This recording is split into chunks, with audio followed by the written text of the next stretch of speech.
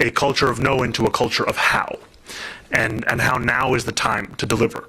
And when I think about one of the moments that I'm most proud of in especially the work that Elle and I have done together, I need not look that much further than the win that we secured in late 2021, where we erased close to $500 million in debt from the backs of thousands of working class taxi drivers. Now that was work that Elle and I had done on the outside, by and large. We were organizing, we were putting together 45 days of consecutive rallies and press conferences and having meetings with other elected officials, bringing them into this struggle. And part of the reason why we were able to accomplish this deal and free many drivers from a life of debt peonage was because we had Dean Fullahan on the inside, who was a critical part of actually bringing that agreement to its final step. And that, to me, is an example of what the three of us, alongside a number of incredible additional public servants that we will be announcing over the course of this transition, will be able to accomplish for New Yorkers. Yeah, David. Relatedly, can you talk a little bit about the process of this hire? I mean, when did you start meeting? Did you interview other people? What impressed you? Stuff like that. Absolutely. This was an exhaustive process.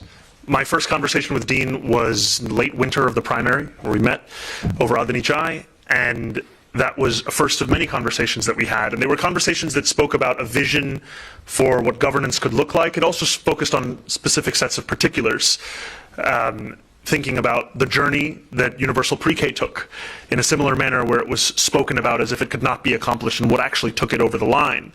But additionally, the importance of something along the lines of property tax reform and the ways in which it will require a fluency in both city government and state government. These were conversations that stayed with me and also stayed with our team as Dean continued to offer insights and reflections on the way in which we could take that which we had spoken about into that which we actually delivered. And this was a process where I spoke with many incredible public servants about the prospect of them becoming a first deputy mayor, and we eventually settled on the first deputy mayor that is standing next to me, and in no small part because of the incredible record that he has in public service and the fact that he has both been able to accomplish that which many have deemed to be impossible while serving for decades in this kind of work without losing sight of the possibility of continuing to imagine a different kind of politics. Hi. I know there's been lots of questions about specifically the police commissioner and other people, but will there be a total overhaul of commissioners? I know we're going to need a new fire commissioner, DOT commissioner, the schools chancellor, but then there's things like DEP, all these other important agencies. Could you walk us through a little bit of that process of not just anyone who currently has a job in this administration, but how much of an overhaul do you anticipate in the first few months? At the heart of these announcements is a commitment to excellence. And excellence requires that you assess individuals on the basis of the work they have done, not hold it against them who appointed them to that work. So if there are those who have done their job particularly well within an Adams administration, they will be considered all the same. And over the course of these next 50 or so days, we will start to make those announcements. And I'm also proud of the fact that in the portal that we opened up for individuals to apply to work as part of our City Hall, we have already seen tens of thousands of applicants come through. From people currently in, I mean, how does that work? Are they going to have to reapply? Is it like a school that goes under? Will they have to reapply for jobs they already have? How does that work? We will continue to make those determinations over the next 50 days. Mayor-elect Mamdani, Sam Malkoff with Democracy Now! I have two questions. Yes. One, New York State politics are often done by 3 men in a room in Albany, but you've talked about politics that is not done to New Yorkers, but that New Yorkers do. What are you asking regular New Yorkers to do? What role do you envision for them? And they pushing for an affordability agenda. And then my second question really quickly is, you're getting a lot of praise and offers of support from former detractors, including Bill Ackman, but venture capitalist Bradley Tusk both complimented your vision, but also warned others in the business community, quote, in an interview with British Radio, if we don't do anything, it seems to me you could have a world with Elon and 25 other trillionaires and 19% unemployment. And to me, that just means the French Revolution is coming, end quote. So my question is, what are you asking for from the business community to advance the affordability agenda? My message to the more than 100,000 volunteers who brought us to this point is that the work continues. This was not work that had an end date of an election. This is in fact work that will continue until we deliver on the agenda that inspired so many New Yorkers, many of whom had never voted for prior in their life. And that will mean understanding themselves as political actors, understanding themselves as New Yorkers who need to continue to organize, and it will be an honor to continue to be a part of that movement as we show that politics can be more than what we have been told for far too long. And my message to the business community is that I'm looking forward to working together to make this a city that's affordable for each and every person that calls it home.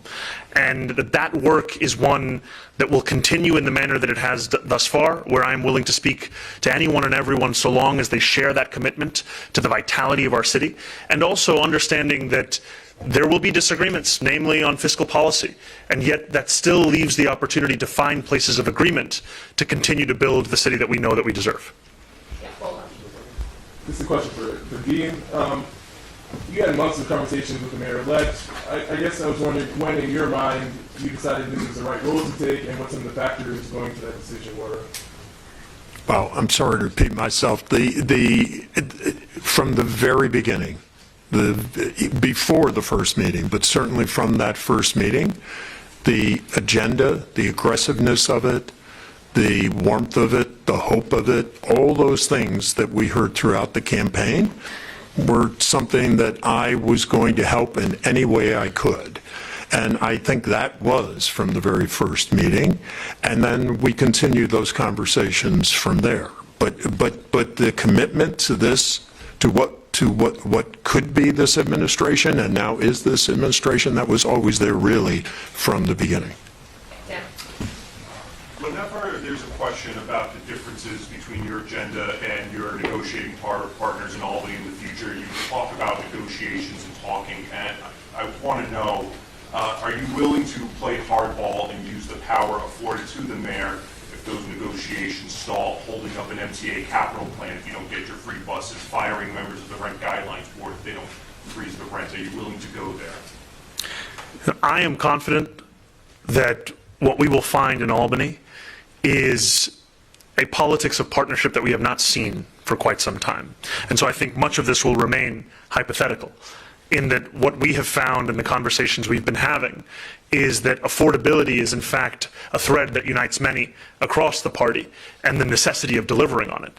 And I also am looking forward to being a mayor who means exactly what it is that they say. And I've said time and time again that the points we raised on October 23rd about freezing the rent for more than 2 million rent-stabilized tenants, delivering universal childcare, making the slowest buses in the country fast and free, these are not just slogans. These are commitments, and I look forward to delivering on them.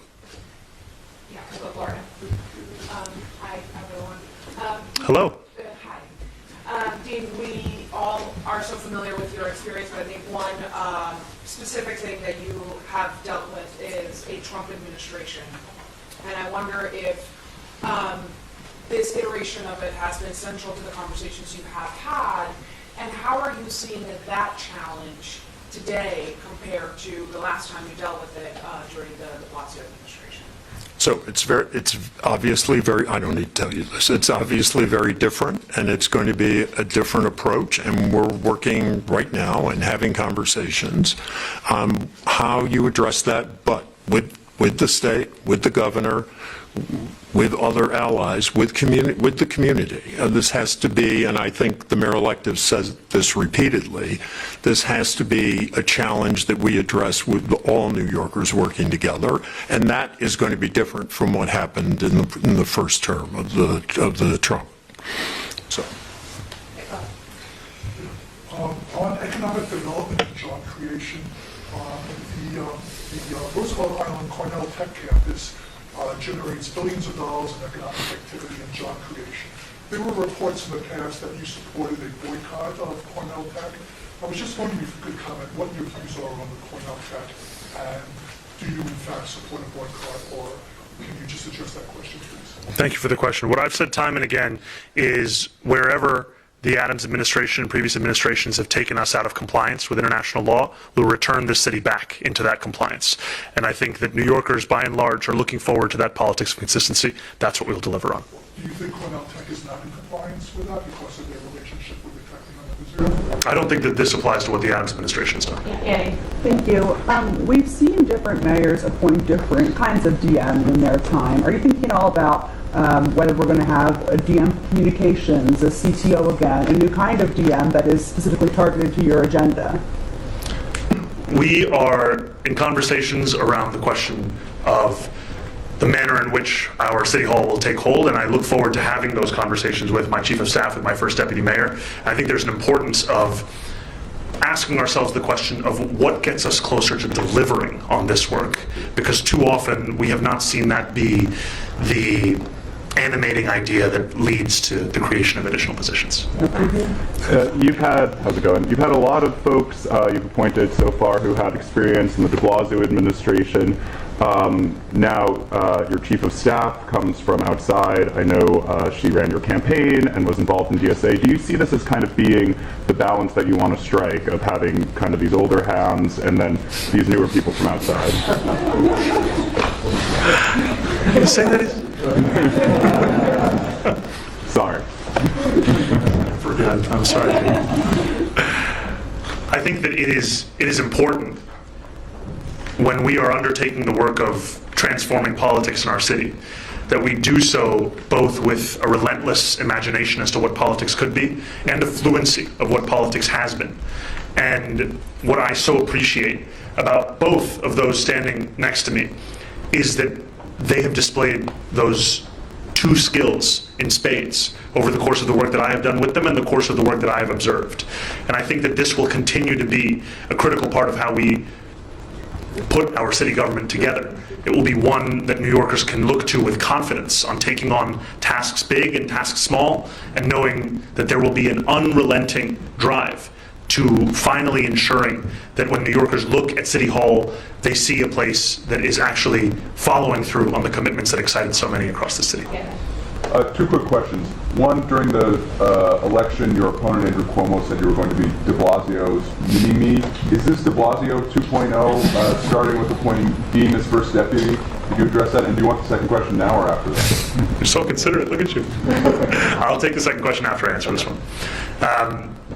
The truth is I am 5'11". It's true that I am shorter than one of the previous mayors. I am going to create a new City Hall.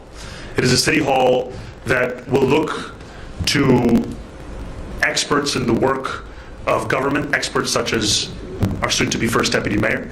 But it is not a City Hall that looks to any previous administration as a model that we will take on word for word, step for step. We are making our own.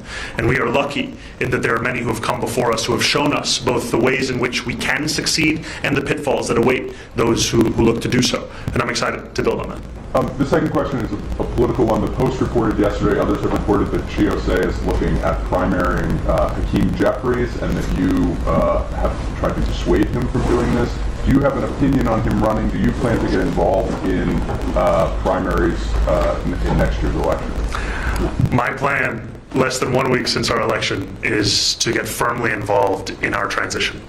We have about 50 days left in ensuring that January 1st is not a time of preparation, but rather is a time of leadership and of delivery on the work that we have been speaking about. That will continue to be my focus, because I think New Yorkers deserve a City Hall that reflects the excitement, the concerns, and the inspiration that they have had over this last Do year. you think a councilman should run? I keep my opinions just to the work of the transition. Yeah, Jeff. Well, you're not going to take national questions, but I'm going to try. So, Take a swing. do you view yourself after this big win in New York City as a national Democratic Party leader, and do you intend to use that power in the next year going forward with the 2026? And then, Keep it going. we've seen California Governor Gavin Newsom with his redistricting amendment, with his dark woke stuff on Twitter. Do you look up to him as a leader? Is that somebody you want to emulate? And is he a National Democratic Party leader? I view myself as the mayor-elect of New York City. And I try to keep my horizons akin to the New Yorker cover where the world ends at New Jersey. And I appreciate what Governor Newsom's approach has been with redistricting, because I think it's critically important that we understand the time where Republicans have a limitless sense of imagination to enact their political agenda, and Democrats seem to be constructing an ever-lowering ceiling of possibility must come to an end. And I think that is an important thing that we have to see across the country. Have you heard from Newsom, by the way? Are you connected? I did hear from Governor Newsom, and I appreciated his words. A twofold question. Jacob, how are you? Good to see you.